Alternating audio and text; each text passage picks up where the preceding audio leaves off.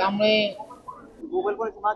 या निवडणुकीमध्ये महापौर यांनी या सरकारने हे केलं, या सरकारचा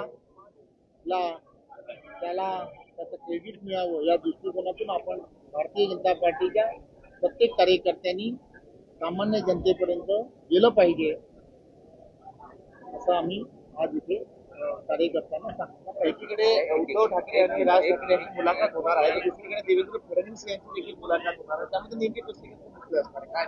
खरं तर त्यांच्या मुलाखती होणार आहेत. देवेंद्रजींच्या मुलाखती किंवा देवेंद्रजी प्रत्यक्षात काय काम करतात, डेव्हलपमेंट बद्दलच महाराष्ट्राला ट्रिलियन इकॉनॉमी पर्यंत कसं घेऊन जाता येईल या संदर्भात त्यांचा नेहमीच आग्रह असतो आणि त्या दिशेने ते काम करतात.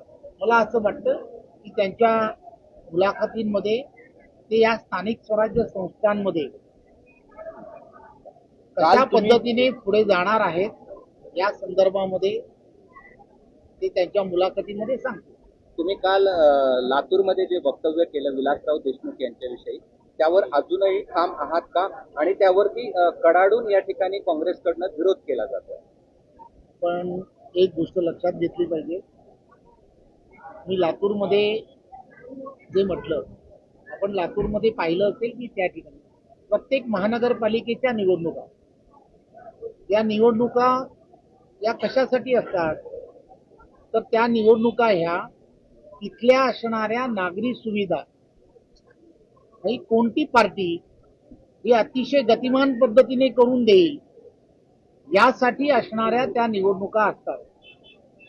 त्यामुळे लातूरमध्ये सुद्धा गतिमान पद्धतीने सर्व नागरी सुविधा व्हायला हव्यात हे अत्यंत महत्वाचं आहे.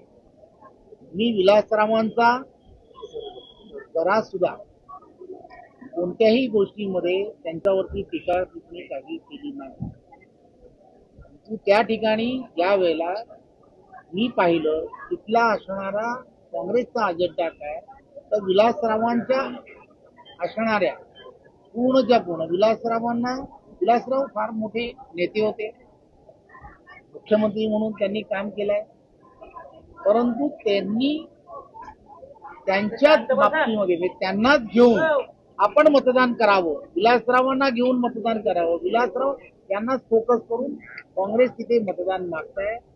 त्यामुळे त्या ठिकाणी आता नरेंद्र मोदीजींच्या नेतृत्वात झालेलं काम, महायुतीच्या बाबतीमध्ये त्या ठिकाणी केलेलं काम, या सगळ्या गोष्टी त्या ठिकाणी विकासात्मक ज्या दृष्टिकोनातून झाल्या त्या संदर्भात मी तसं म्हटलं, परंतु तरी सुद्धा त्यांचे चिरंजीव माझे अत्यंत चांगले मित्र आहेत, त्यांच्या जर त्यामधल्या भावना दुखावल्या असतील तर मी नक्कीच त्यांची दिलगिरी व्यक्त करतो. ते असं म्हणाले की लोकांसाठी जगलेल्या माणसाची नावं एकच मनावर कोरली असतात. मी एकच गोष्ट पुन्हा मी तेच सांगेन, तुम्ही ते पूर्ण म्हटल्यानंतर पॉलिटिकली या सगळ्या गोष्टीकडे पाहू नका. माझी पुन्हा तेच विनंती आहे, त्यांच्या चिरंजीवांना तेच सांगण्याचा मी प्रयत्न करेन.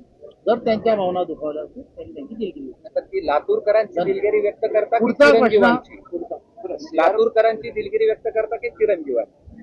चिरंजीवांनी त्या संदर्भामध्ये जेव्हा म्हटलं त्यावेळेला मी हेच म्हटलं की विकासाचं राजकारण हे त्या ठिकाणी व्हायला हवं. नरेंद्र मोदीजी आणि देवेंद्रजींच्या नेतृत्वामध्ये लातूरकरांनी त्या ठिकाणी डेव्हलपमेंटला प्राधान्य दिलं पाहिजे, हे फार महत्वाचं आहे. केंद्रीय मंत्री C.R. पाटील असं म्हणाले की शिवाजी महाराज हे पाटीदार समाजाचे होते असं त्यांनी दावा केलेला आहे. मी आज छत्रपती संभाजीनगर या भागामध्ये इथल्या असणाऱ्या नागरी सुविधांच्या संदर्भात एवढं एक उत्तर द्या. या इथल्या असणाऱ्या नागरी सुविधा या अतिशय गतिमान पद्धतीने ते कोण देऊ शकतं तर ते फक्त ना फक्त केंद्रातलं नरेंद्र मोदीजींच्या नेतृत्वातलं सरकार आणि राज्यामधलं असणारं देवेंद्रजींच्या नेतृत्वातलं महायुतीचं सरकार देऊ शकतं. त्यामुळे छत्रपती संभाजी नगर मधील सर्व मतदारांना मी विनंती करायला आलो आहे की आपलं मतदान हे भारतीय जनता पार्टी कमळ या चिन्हासमोर द्यावं. धन्यवाद. आणि जनतेपर्यंत केलं पाहिजे असं म्हणतात रवींद्र चव्हाण. इतकंच नाही तर विलासरावांच्या वक्तव्यानंतर कोणाच्या भावना दुखावल्या असतील तर मी दिलगिरी व्यक्त करतो, असं देखील रवींद्र चव्हाण यांनी या ठिकाणी वक्तव्य केलंय.